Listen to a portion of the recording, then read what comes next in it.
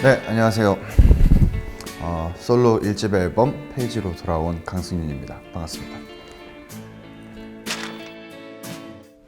굉장히 설레고 있고요.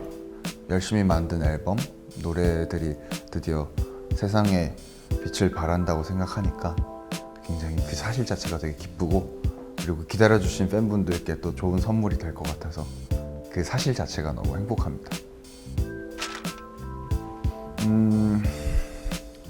이게 10년이라는 시간을 사실 회고한다기에는 되게 웃길 수도 있는데, 제 입장에서는 약간 회고록 같은 느낌이 좀 들고요. 지난 10년 동안 음악을 하면서 느꼈던 것들, 그리고 10년이라는 시간을 살아가면서 사람 강승윤이 느꼈던 것들을 담아낸 이야기들이 많아서 뭔가 좀 정리하는 그런 앨범이지 않을까 싶어요. 1집 앨범이기 때문에 또 첫 페이지가 될 수도 있고요. 지금 이 순간을 기록한, 그리고 10년을 기록한 한 페이지라는 의미가 가장 큰 것 같습니다. 사실 앨범 곡들이 실제로 만들어진 거는 굉장히 다양한 연도에서 만들어졌단 말이에요. 그래서 들어보시면 그게 티가 나실 것 같아요.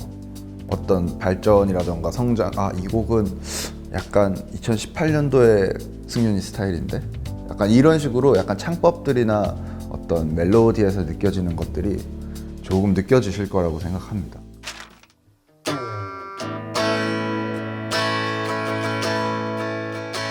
타이틀곡 아이야의 사실 스케치는 2015년도였어요.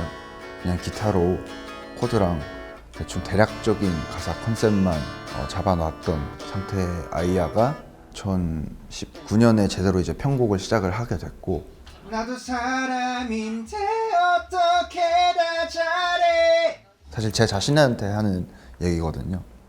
그래서 내가 요즘에 너무 지쳐 있을 때 내 자신한테 해주고 싶은 얘기가 있을까? 라는 생각에서 아이야는 출발을 했던 거고. 조금 더 태가 지금 좀 빨리 붙는 느낌인 것 같아서 더 여유 부려도 좋을 것 같아요. 네.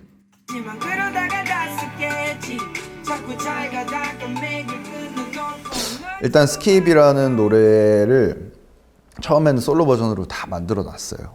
계속 듣다 보니까 그룹곡을 할 때처럼 어떤 다른 목소리가 나와주면서 좀 환기를 시켜줬으면 좋겠다라는 생각이 문득 들어서 원슈타인 씨의 회사 측에 이제 연락을 했죠. 저는 그냥 가사 컨셉을 맡겼어요. 근데 되게 재밌게 써온 거예요. 어떤 또 상대방의 입장에서의 또 약간 변론 같은 그런 가사를 써주신 거예요, 원슈타인 씨가. 그게 근데 너무 재밌는 거예요. 그게 진짜 피처링의 묘미가 아닌가 싶을 정도로 재밌어서. 네. 원슈짱. 위너 노래는 어쨌든 조금 더 대중적으로 더 사랑을 받고, 그리고 우리의 퍼포먼스도 있어야 되고 이러다 보니까 좀 트렌디하고 가볍고 사랑을 주제로 한 노래들이 거의 대부분이잖아요.